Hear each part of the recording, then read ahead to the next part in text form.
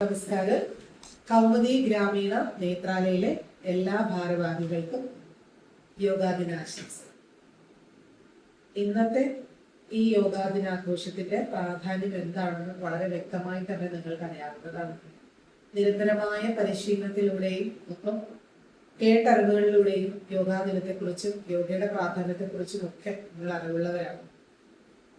ഞാനിന്ന് പറയുന്നത് യോഗ തെറാപ്പിയുടെ ഇമ്പോർട്ടൻസിനെ കുറിച്ചിട്ടാണ്.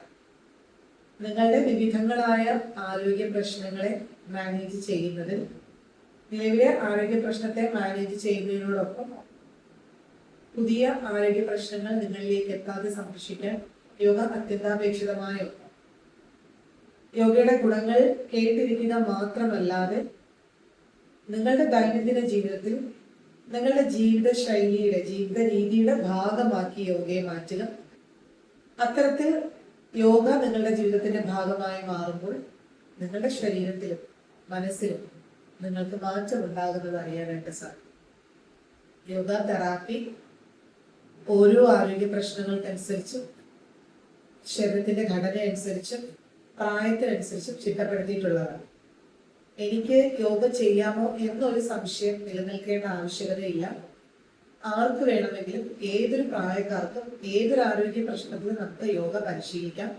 പക്ഷേ അത് കൃത്യമായ ഗൈഡൻസോടുകൂടി ഒരു യോഗ ഡോക്ടറുടെ കീഴിൽ തന്നെ പരിശീലിക്കാനായിട്ട് സമയം കണ്ടെത്തണം. സോഷ്യൽ മീഡിയകളിലൂടെയുള്ള യോഗ പരിശീലനം, സോഷ്യൽ മീഡിയയിലെ വീഡിയോസ് നോക്കിക്കൊണ്ടുള്ള യോഗ പരിശീലനം കഴിയുന്നതും ഒഴിവാക്കുക. അതൊരിക്കലും നിങ്ങൾക്ക് വേണ്ടി ചിട്ടപ്പെടുത്തിയിട്ടുള്ളതല്ല എന്നതുകൊണ്ട് തന്നെ ഓരോ വ്യക്തികളുടെയും ആരോഗ്യത്തിനും ആരോഗ്യ പ്രശ്നങ്ങൾക്കും പ്രായത്തിനും അനുസരിച്ച് ചിട്ടപ്പെടുത്തിയ രീതിയിലുള്ള പരിശീലനങ്ങൾ മാത്രം ചെയ്യാനായിട്ട് പ്രത്യേകം ശ്രദ്ധിക്കുക. ശരിയായ ഭക്ഷണ ക്രമീകരണം വളരെ അത്യന്താപേക്ഷിതമായ ഘടകമാണ്.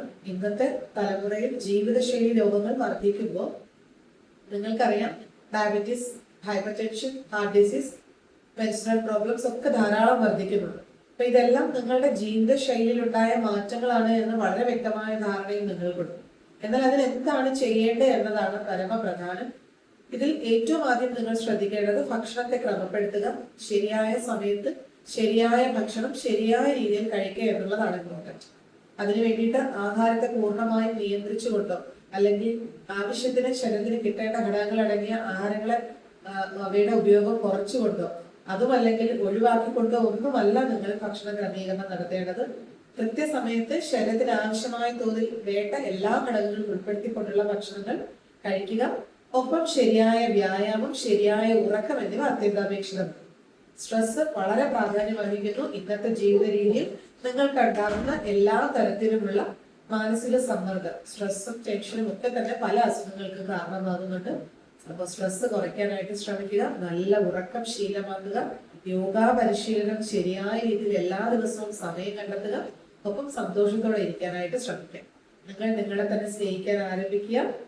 പുതിയ മാറ്റം പുതിയ ശരീരത്തിന്, പുതിയൊരു മനസ്സിന് രൂപാന്തരം കൊള്ളട്ടെ. Thank you.